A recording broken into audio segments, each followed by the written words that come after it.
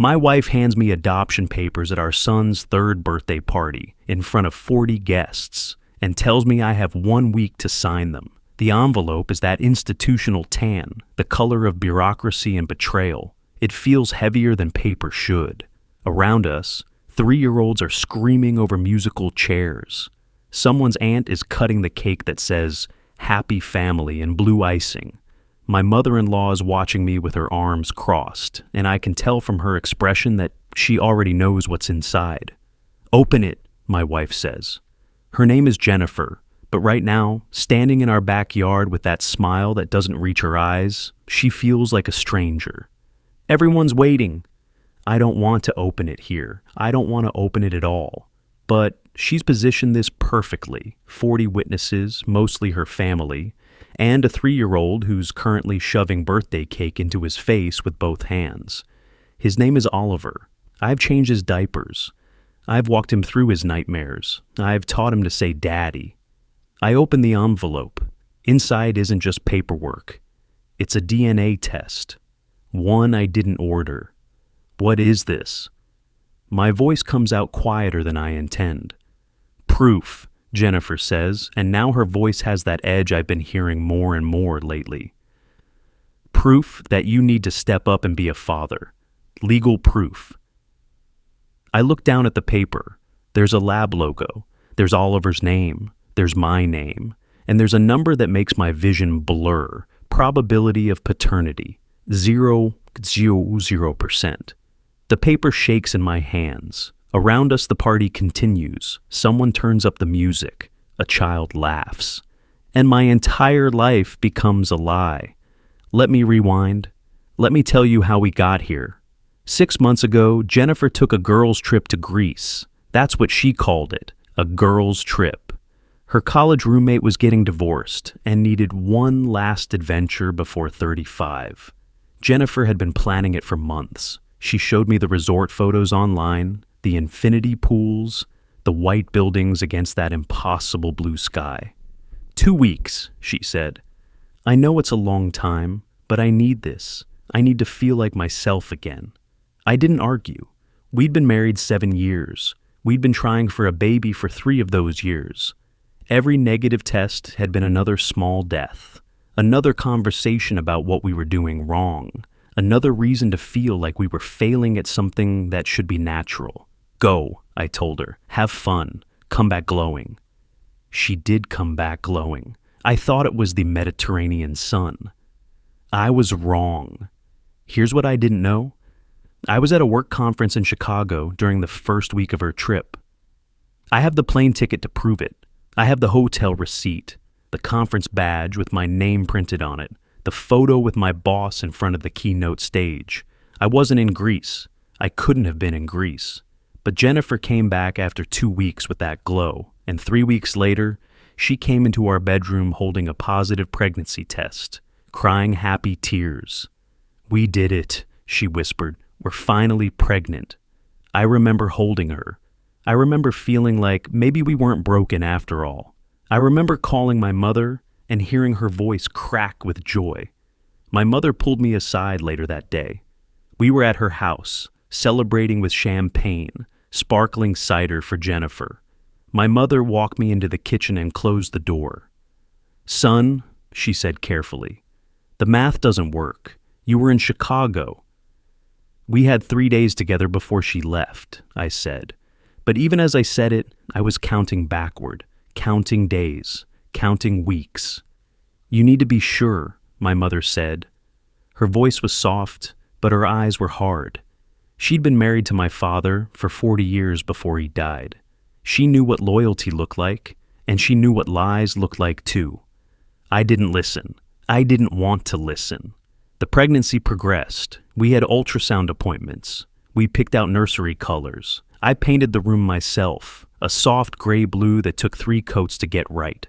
I bought a stuffed giraffe from the baby store because the tag said something about how giraffes can see far. And I wanted to teach my son to have vision. Oliver was born in January. He had Jennifer's eyes and someone else's chin, but babies all look like little old men at first, right? That's what everyone said. That's what I told myself.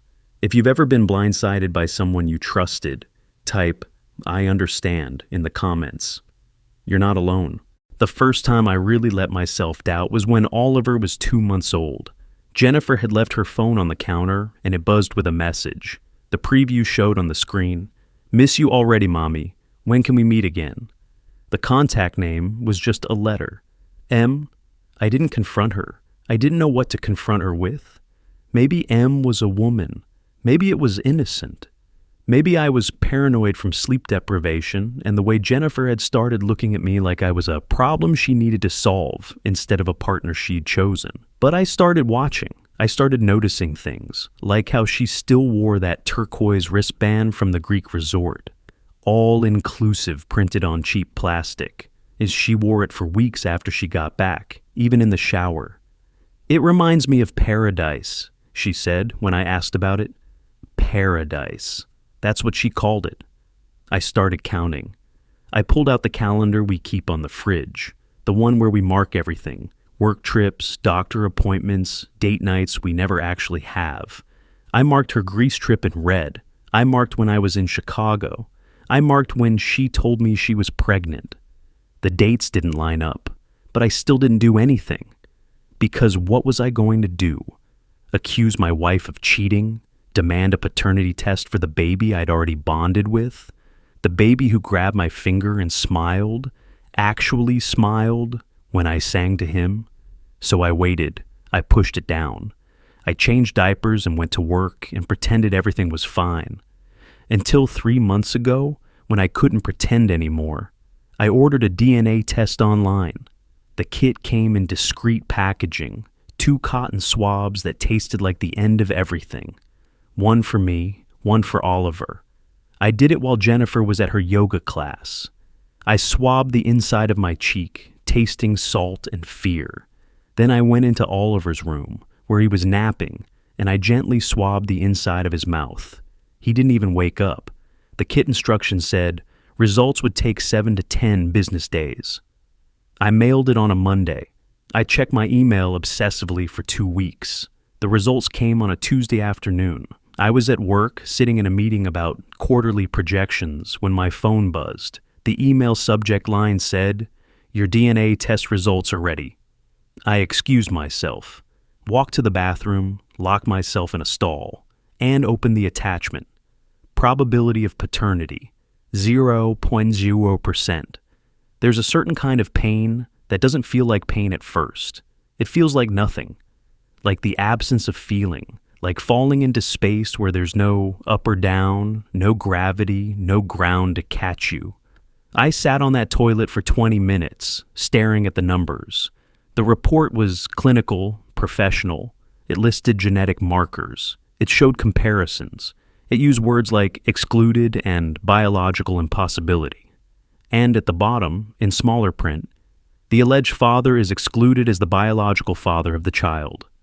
Probability of paternity, 0.0%. I printed the report when I got home.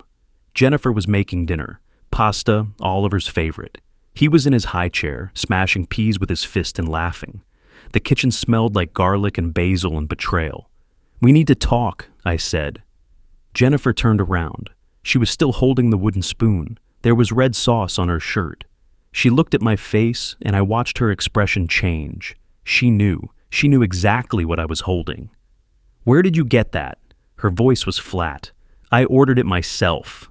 I put the paper on the table. "I had to know." "You had to know?" She slammed the spoon down. "You went behind my back. You doubted me after everything we've been through." "After everything we've been through? You cheated on me in Greece and came back pregnant with another man's baby." The words hung in the air between us. Oliver stopped laughing. He looked at me with those big eyes, Jennifer's eyes, and I realized he could feel the tension even if he couldn't understand the words. Jennifer looked at me, then she looked at Oliver, then she looked away. "His name was Marco," she said finally. "It was one night, just one night. I was drunk and lonely, and you were always working, and we couldn't get pregnant, and I needed to feel wanted. One night." I heard my voice from very far away. You destroyed our marriage for one night. I didn't destroy anything." She stepped closer. "I gave us a baby. The baby we wanted. The baby we tried for years to have. Does it really matter where he came from if we love him? Yes." The word came out like a gunshot. "Yes, it matters. It matters that you lied. It matters that you let me believe he was mine. It matters that every moment of the last 2 years has been built on a lie. He is yours." Now she was crying. Real tears or fake ones, I couldn't tell anymore. "You're the one who rocks him to sleep. You're the one who takes him to the park. You're the one he calls daddy. Biology doesn't make you a father. Love does. So prove you love me. Sign the papers." And that's when I understood. The adoption papers weren't an olive branch. They were a trap. She'd known for months that I might find out. So she'd gotten ahead of it. She'd prepared legal documentation to lock me in permanently, to make it impossible for me to walk away without looking like a monster who abandoned a child. "You've been planning this," I said slowly. "You knew I'd find out eventually, so you made sure you had insurance." She didn't deny it. I looked at Oliver. He was watching us with his big eyes, his little fist still full of smashed peas. I loved this child. God help me, I still loved him. But love can't heal a betrayal this deep. "I need time," I said. "You have 1 week," Jennifer said. Her voice had gone cold now, businesslike. 1 week to decide if you're a man who keeps his promises or a coward who runs away when things get hard. She picked up Oliver and walked out of the kitchen. I stood there alone, holding a DNA test that said 0.000%, and wondered how I'd become the villain in a story where I was the one who'd been lied to. That night, I couldn't sleep. I lay in bed next to Jennifer. We were still sharing a bed then, mostly because I didn't know what else to do, and stared at the ceiling. She was breathing evenly, maybe asleep, maybe pretending. I'd stopped being able to tell the difference between her truths and her performances. At 2 a.m., I got up and went to Oliver's room. He was asleep on his back, arms thrown up over his head the way babies sleep, like they're surrendering to something. The giraffe I'd bought him was tucked into the corner of his crib. The nightlight cast shadows that looked like waves across the gray-blue walls I'd painted. I stood there watching him breathe, and I thought about all the moments I'd already given him, the midnight feedings, the diaper blowouts, the time he was sick with a fever, and I held him all night while he whimpered against my chest. Those moments were real. My love for him was real. But the foundation underneath it all was a lie.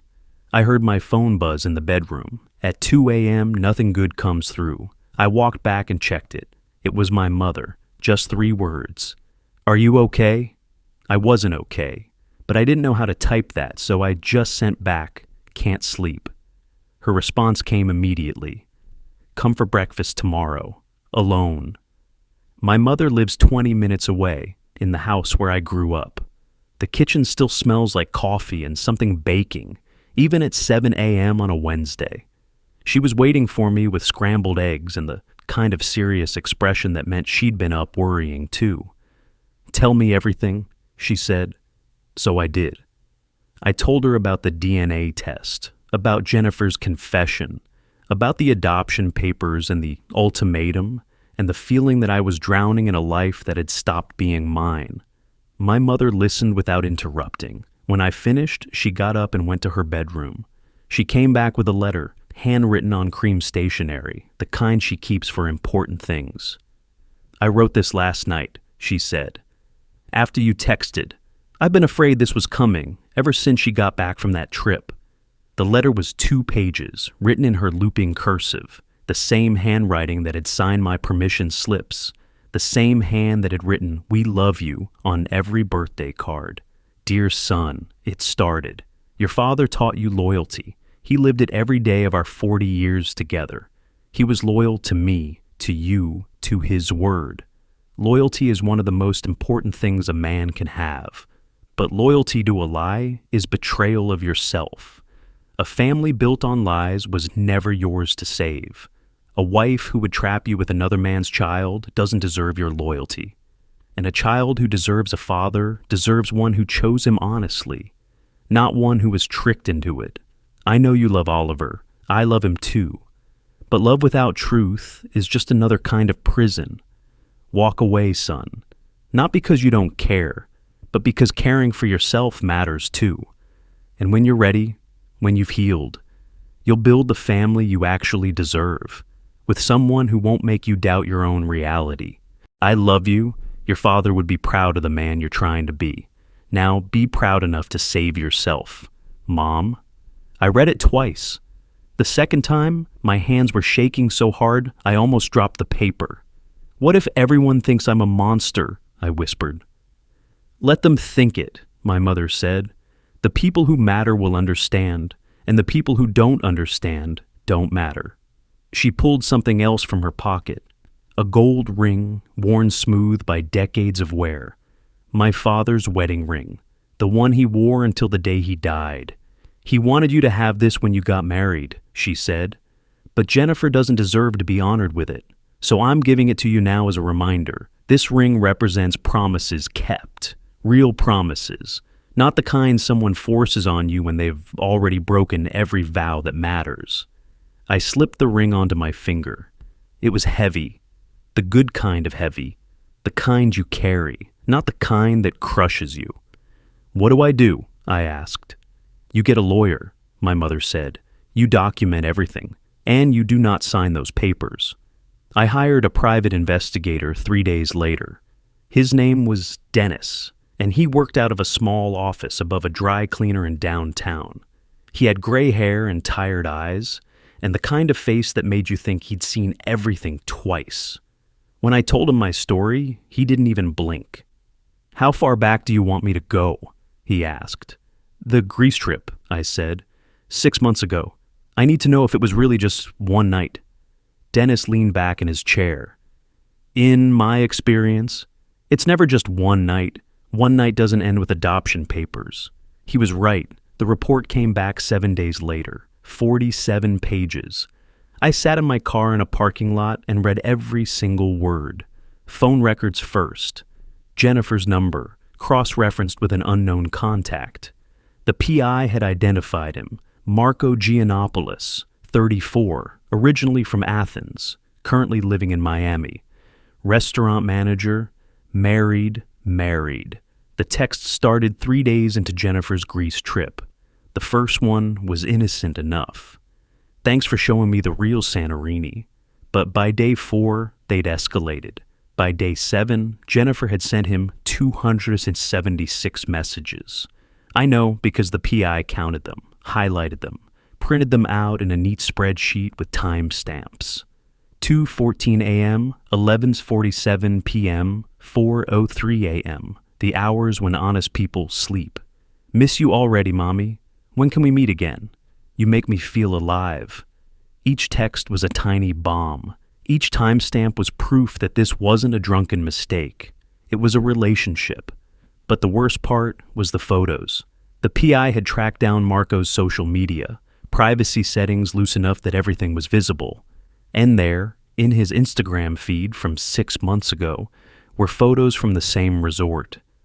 The same turquoise wristband on his arm, the same infinity pool in the background. And, in one photo, dated the same week Jennifer was there, Marco was with a woman whose face was mostly hidden, but whose profile was unmistakable, her hand on his arm, his hand on her back. And in one shot, the one that made my stomach drop, his hand resting on her stomach, while she smiled at the camera. She was already pregnant, and she was already showing him. The photo metadata confirms they were taken the same week your wife was there, Dennis had written in the margins. Cross-referencing credit card statement shows she made 5 separate trips back to Greece after the initial vacation. Flights paid for with a credit card in her name only. 5 trips, not one night. 5 separate trips, each one a lie she'd told while I stayed home with Oliver. This wasn't a mistake, I said out loud to my empty car. This was a relationship, and I was funding it. The PI slid one more document across the table when I met him to pay his final invoice. "Hotel receipts," he said quietly. "Thought you might want these for court." Court. The word felt too big, too final. But Dennis was already thinking ahead, and maybe I should have been too. The receipts showed 2 rooms at the Greek resort, both charged to Jennifer's credit card. Both occupied the same nights. 2 dinners every night at the hotel restaurant, Dennis pointed out. Someone was eating with her. I took the evidence binder home, 37 exhibits, each one labeled and indexed, each one another nail in the coffin of my marriage. That night, Jennifer's family started calling. First, her mother. "You're being selfish," she said without even saying hello. "That little boy needs a father, and you're the only father he's ever known." "I'm not his father," I said. "Biology might not matter to you, but honesty does matter to me." "Real men step up," she snapped. "Are you a real man or just a coward?" I hung up. Then her sister called. "Jennifer made a mistake, but you're making it worse. Think about what divorce will do to Oliver. Think about how he'll feel knowing his daddy abandoned him." "I didn't abandon him," I said, but my voice was shaking. "Jennifer abandoned our marriage when she slept with someone else. It was one time." "It was 5 trips," I interrupted. 5 flights, 5 hotels, 276 text messages. I have the records, so you can stop lying for her now. Silence on the other end. Then, "You investigated her?" "I verified her story," I said. And her story was a lie. She hung up on me. "Here's my question for you. When family demands loyalty to a lie, do you protect the truth or keep the peace?" Comment truth or peace. I'll tell you what I chose. The group text started after that. Her whole family, minus me. But Jennifer made the mistake of screenshotting one conversation and sending it to her sister, who accidentally sent it to me instead. Jennifer's mom. "He's going to regret this." Jennifer's sister. "Let him look like the bad guy. Everyone will side with us." Jennifer's mom. "A man who abandons a baby isn't a man at all." Jennifer. "Just keep pressuring him. He'll break. He always does." I took a screenshot of the screenshot, added it to the evidence binder as Exhibit 23. My own family was different. My mother called every day just to check in. My brother, who lives in Denver and who I only talk to on holidays, flew in for a weekend just to take me to dinner. "You're doing the right thing," he said over beer and burgers. "I know it doesn't feel like it, but you are. Everyone thinks I'm abandoning a child. You're not abandoning him. You're refusing to be legally responsible for someone else's affair, baby. There's a difference." "Is there?" I asked, because I genuinely didn't know anymore. "Yeah," my brother said. "There is. Look, if some random woman showed up at your door tomorrow with a 3-year-old and said, 'Surprise, this is yours,' you'd ask for a DNA test before signing any papers, right? Obviously. So, why is this different just because Jennifer tricked you into bonding with him first? A lie doesn't become truth just because it lasted 3 years. He was right, but that didn't make it hurt less. Then I found Marco. Not in person. I wasn't ready for that. But the PI had included his phone number in the report. And at 11 p.m. on a Thursday, after 3 beers and enough anger to make me stupid, I called him. He answered on the 3rd ring. "Yeah?" "Is this Marco Giannopoulos?" Pause. "Who's asking?" "The husband," I said. "The one raising your kid." Longer pause. Then, "Oh man. Look, I don't know what she told you, but she told me it was one night. She told me it was a mistake. She told me you don't even know Oliver exists." "Oliver?" He sounded genuinely confused. "Is that the kid's name?" My hand tightened around the phone. "You didn't know." "She told me she couldn't get pregnant," Marco said. His voice had an accent, Greek, faded by years in America. "She said her husband had a low sperm count or something. She said it was safe." "Nothing about what you two did was safe." "Look, man, I'm sorry, but that's not my problem anymore. I got a wife. I got my own kids. I can't be involved in whatever drama Jennifer's creating." Drama? My voice rose. She's demanding I adopt your child. She's threatening to destroy my reputation if I don't. And you're calling it drama? What do you want me to do? And now he sounded annoyed, defensive. You think I'm going to fly up there and play daddy? You think I'm going to ruin my marriage for some vacation fling? That's your problem now, buddy. He laughed. Actually laughed. You think I'm going to raise another man's mistake? Good luck with that. Then he hung up. I sat there with the phone pressed to my ear, listening to the dial tone, and felt something inside me finally break. Not the sad kind of breaking, the clarifying kind. Jennifer had slept with a man who didn't want the baby, who didn't want her, who saw Oliver as another man's mistake. And instead of facing those consequences, she'd come home and built a trap out of my love and my ignorance. I wasn't the bad guy in this story. I was the mark. That weekend, Oliver got sick. Just a cold, but he was miserable, runny nose, low fever, crying through the night. Jennifer had a work event, or so she said, which meant I was alone with him. I held him against my chest while he whimpered. His little body was hot with fever. He kept saying daddy between sobs, and every time he said it, it felt like another small death. I loved this child. I genuinely, truly loved him. But love built on a lie isn't stable. It's a house on sand, and the tide was coming in. I carried him back to his room around midnight, after he'd finally fallen asleep. The giraffe was on the floor. I picked it up. Synthetic soft fur, the kind of texture made for children who can't betray you yet, and set it next to him in the crib. That's when I noticed the baby monitor was still on. We had one of those fancy ones with a camera and two-way audio. The parent unit was in our bedroom. The baby unit was on Oliver's dresser, blinking its little green light. I was about to turn it off when I heard Jennifer's voice through the speaker. She must have come home. She must have been in our bedroom, on the phone, not realizing the monitor was on. Once he signs, we won't need him anymore. I froze. No, Marco's not coming back. He made that clear. But if I can get him to legally adopt Oliver, then I have insurance, child support, split custody. I can get out of this marriage with money instead of just another single mom. Silence while whoever she was talking to responded. He'll sign, Jennifer continued. He's too weak not to. He can't stand people thinking badly of him. That's why I did it at the party. Maximum pressure, maximum witnesses. He'll fold. Another pause. And if he doesn't, I'll tell everyone he abandoned a baby. I'll post it everywhere. His job, his family, his friends. Everyone will know what kind of man he is. She laughed. It wasn't the laugh I'd fallen in love with. It was calculating, cold. Trust me, I've got this handled. I stood there in Oliver's room, holding my phone, and I did something I never thought I'd do. I started recording. I want to know, where's your line? What betrayal would make you walk away? Drop your answer below, or just type, boundaries matter. The audio was clear enough. The timestamp was visible.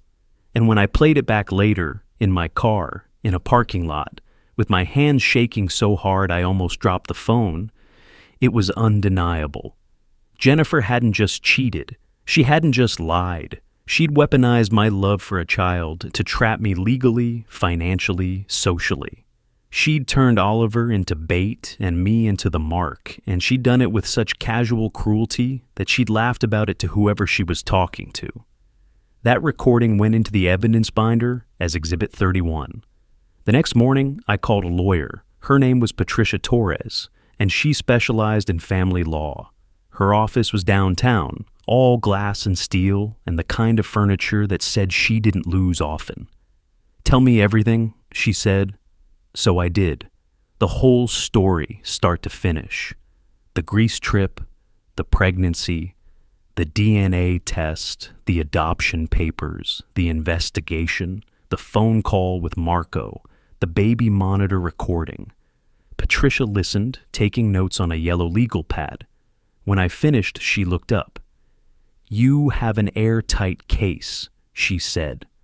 Paternity fraud isn't technically a crime in this state, but it's absolutely grounds for annulment or divorce. And with the evidence you have, there's no way she's getting anything in the settlement. What about Oliver? I asked. What happens to him? He's not your legal responsibility, Patricia said carefully. You never adopted him. Your name isn't on the birth certificate because she never put it there. Probably because she knew this day might come. Biologically, he's not yours. Legally, he's not yours. The only relationship you have is emotional. And if I sign the adoption papers, Patricia's expression hardened. Then you're legally and financially responsible for him until he's 18. Child support, medical expenses, education. And when you two divorce, she can fight for split custody and use your adoption as proof you're the father, even though you're not. So signing would trap me, completely. And if I don't sign, then you walk away clean. No financial obligation, no custody battles, no leverage for her to use against you. I thought about Oliver's face, his laugh, the way he called me daddy.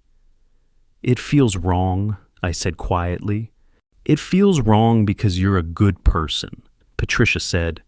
Bad people don't agonize over these decisions. But here's what I need you to understand.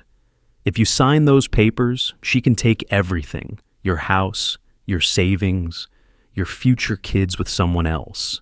She could demand child support that impacts your ability to care for them. And she's already shown you she's willing to lie, manipulate, and trap you. Don't give her more ammunition. She slid a document across the desk. State statute on paternity fraud. Precedent cases. I've highlighted the relevant sections. I took the document. The words blurred together, but one phrase stood out. Fraud vitiates all contracts. What does that mean? I asked. It means a contract based on fraud isn't enforceable, Patricia said. She tricked you, and the law doesn't reward fraud. Remember that when this gets hard, because it will get hard. It got hard that afternoon. Jennifer came home early from work, or maybe she never went to work at all. She found me in the kitchen, staring at Patricia's documents. What are those? She asked. Divorce papers, I said. I'm filing tomorrow. The color drained from her face. You can't do that. I can. I am. What about Oliver? Her voice rose, cracking. What about your son? He's not my son. The words came out flat. Factual. You made sure of that when you slept with Marco, 5 times, in 5 different trips that you lied about. She stepped back. You investigated me? I verified your story, I said. And your story was a lie. All of it. The one-night story, the mistake story, the we can work through this story. 276 texts to Marco says it wasn't a mistake. 5 flights to Greece says it wasn't one night. And a recording of you saying, once he signs, we won't need him anymore, says you never loved me at all. Her face went white. You recorded me? You left the baby monitor on, I said. I didn't have to try very hard. For a long moment, she just stared at me. Then her expression shifted. The tears started, the trembling lips, the wounded voice I'd heard so many times before. I made a mistake, she whispered. But that child?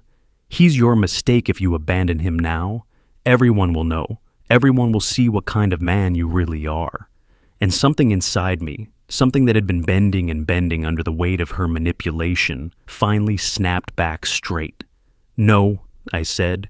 The word came out quiet, firm, final.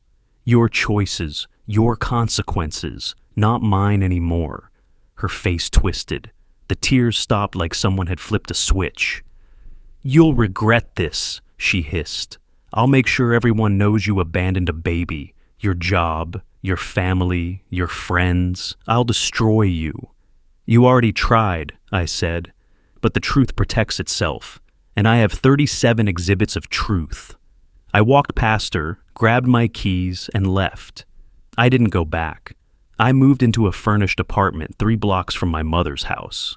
One bedroom, basic furniture, the kind of place that says temporary in every beige wall and standard issue lamp. But it was mine. The silence was mine. The truth was mine. Jennifer posted on Facebook 2 days later. My husband abandoned our baby. After 3 years of being a father, he walked out the moment things got hard. Please keep us in your prayers during this difficult time. The post had 347 likes within an hour. Comments poured in. So sorry you're going through this. Real men don't run. That poor baby. My phone started buzzing. Colleagues, old friends, people I hadn't talked to in years, all asking variations of, "Is it true? Did you really abandon your kid?" I didn't respond to any of them. Instead, I posted something myself, just the DNA test, the lab report with its official letterhead, and that number, 0.0%, highlighted in yellow, and a single caption. Here's the truth she doesn't want you to know. I didn't abandon a child. I refused to be legally responsible for my wife's affair baby after she committed paternity fraud. There's a difference. I attached the lab report as a PDF, made the post public, and waited. 10,000 shares in the first hour, 20,000 by the next morning. The comments shifted. Oh my God, she lied? He has every right to leave. This is fraud. Jennifer deleted her post. But the internet doesn't forget. Screenshots were everywhere. Her narrative collapsed in real time. She called me 17 times that day. I didn't answer. My lawyer had told me not to. Everything goes through attorneys now, she'd said. So I let it ring. Her 18th call came through as a voice message. I listened to it once. "You destroyed me," she sobbed. "Everyone thinks I'm a monster. My job is asking questions. My own mother won't talk to me. How could you do this? How could you humiliate me like this?" I saved the voicemail. Exhibit 38. If you think he deserves justice, hit that like button right now. If you think he should have signed those papers, I want to hear why. Respectful debate only. The mediation hearing was scheduled 6 weeks later.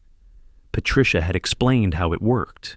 Both sides, both attorneys, and a neutral mediator in a conference room downtown.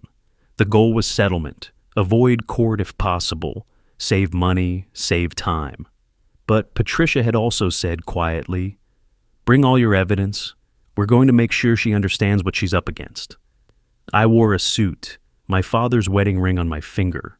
I carried the evidence binder, now up to 41 exhibits after adding Jennifer's social media posts, the voicemail, and screenshots of her family's threatening texts. Jennifer arrived 15 minutes late with her attorney, a man named Robert Chen, who looked tired before we even started. She'd dressed carefully, modest blouse, minimal makeup, the costume of a wronged woman. But when she saw me across the table, something flickered in her eyes. Fear, maybe, or rage. The mediator was a woman in her 60s named Carol Steinberg.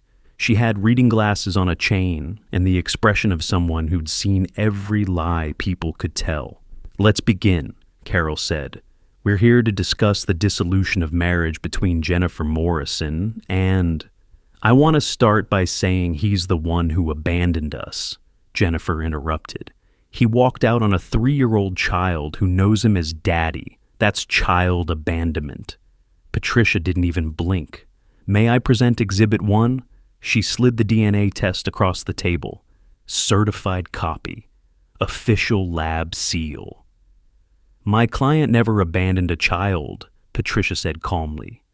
"He refused to adopt a child that isn't biologically his after discovering his wife's infidelity. That's not abandonment. That's self-preservation." Jennifer's attorney picked up the DNA test. Read it. His shoulders sagged slightly. "When did you obtain this?" Robert asked me. 3 months ago, I said, after I noticed timeline inconsistencies with the pregnancy. "And you didn't tell me?" Jennifer turned to me, her voice rising. "You went behind my back?" "You went to Greece behind my back," I said quietly. 5 times, with Marco. The mediator looked up sharply. 5 times? Patricia slid more documents across the table. Exhibit 7 through 12, flight records. Exhibit 13 through 18, hotel receipts. Exhibit 19, phone record showing 276 text messages between Mrs. Morrison and Marco Giannopoulos over a 6-month period. Carol put on her reading glasses. She read slowly, flipping through pages. The room was silent except for the sound of paper. Mrs. Morrison, Carol said finally, is it accurate that you had an extended relationship with Mr. Giannopoulos and became pregnant during that relationship? Jennifer's face was red. It was complicated. It's a yes or no question. Silence. Yes, Jennifer whispered. And did you tell your husband the child was his? I thought, yes or no? Yes. And did you know the child was not biologically his? Longer silence. I suspected, Jennifer said. Her voice was so quiet I almost didn't hear it. You suspected. Carol set down the papers. And rather than tell your husband the truth, you presented him with adoption papers at a child's birthday party in front of witnesses? I needed him to commit. You needed to trap him, I said. The words came out harder than I intended. You needed to lock me in legally before I could discover the truth. That's not... Exhibit 31, Patricia said, sliding forward one more document. Audio recording, legally obtained via baby monitor. Mrs. Morrison discussing her plan to pressure my client into signing adoption papers, then using those papers as leverage in a divorce settlement. Carol pressed play on the audio file. Jennifer's voice filled the room, tinny but clear. Once he signs, we won't need him anymore. He'll sign. He's too weak not to. If he doesn't, I'll tell everyone he abandoned a baby. The recording ended. The silence that followed was deafening. Robert Chen closed his folder. Mrs. Morrison, I need to speak with you privately. I can explain privately, he said firmly. They stepped out of the conference room. Through the glass walls, I could see Robert speaking urgently, his hands moving in sharp gestures. Jennifer was crying. Real tears this time, I think. The kind that come when you realize you've lost. They came back 10 minutes later. Jennifer's eyes were red. My client would like to agree to the divorce terms, Robert said. No contest. She waives any claim to shared property, alimony, or child support for Oliver. In return, we ask that the evidence of her relationship remain sealed. No, I said. Everyone looked at me. The evidence stays public, I said. She tried to destroy my reputation. She posted on social media that I abandoned a child. She weaponized my love for Oliver to trap me. The truth is the only thing protecting me now, and I won't seal it. Patricia put her hand on my arm. Are you sure? I'm sure. Carol looked at Jennifer. Mrs. Morrison, do you agree to these terms? Jennifer didn't look at me. She stared at the table. Yes. Then we have an agreement, Carol said. She started writing notes on her legal pad. I'll draft the mediation agreement. Both parties will sign. Then we proceed to the court for the final decree. The mediator asked her one question before we left. Mrs. Morrison, did you commit paternity fraud? Jennifer looked at me. Her eyes were empty. Then she looked away. Yes, she whispered. The divorce was finalized 6 weeks later in a courtroom that smelled like old wood and broken promises. Judge Maria Reyes presided, a woman in her 50s with kind eyes and zero tolerance for manipulation.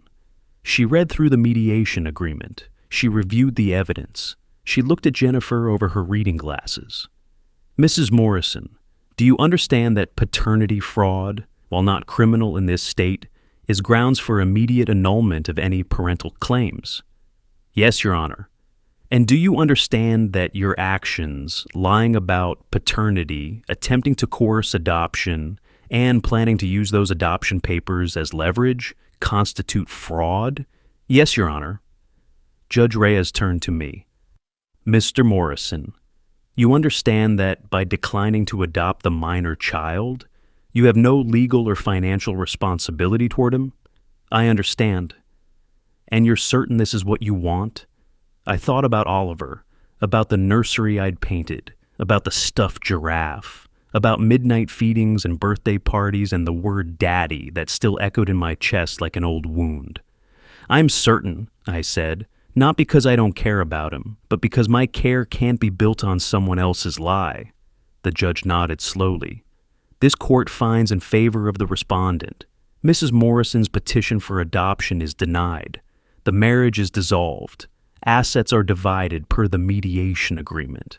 This court also notes in the record that fraud vitiates all contracts. Mrs. Morrison's deception invalidates any claims based on assumed paternity. She looked at both of us. You are divorced. You are free. The gavel came down. I walked out of that courtroom carrying nothing but my father's ring and a copy of the decree. Jennifer left through a different exit.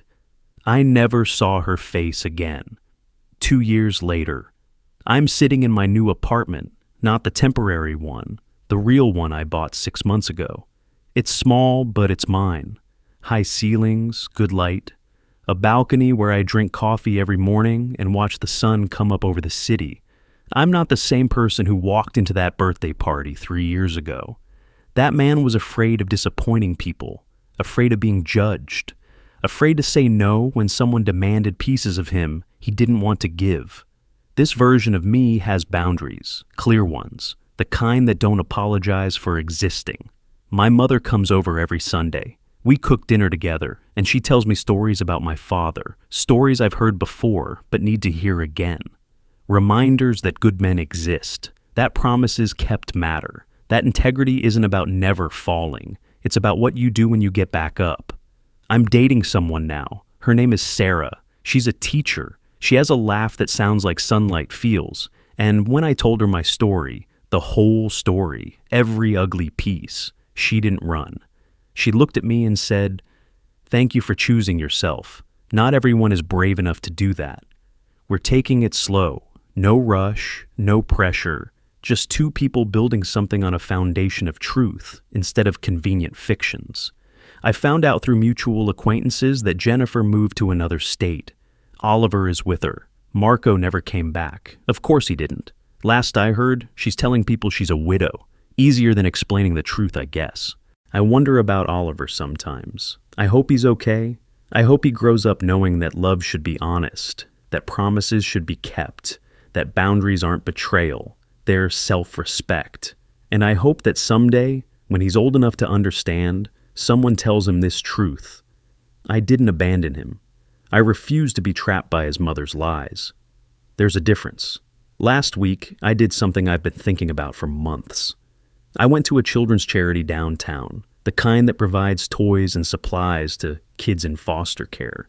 I brought the stuffed giraffe, the one I'd bought 3 years ago, the one that had sat in a storage box for 2 years because I couldn't look at it without feeling something complicated. I attached a note to it.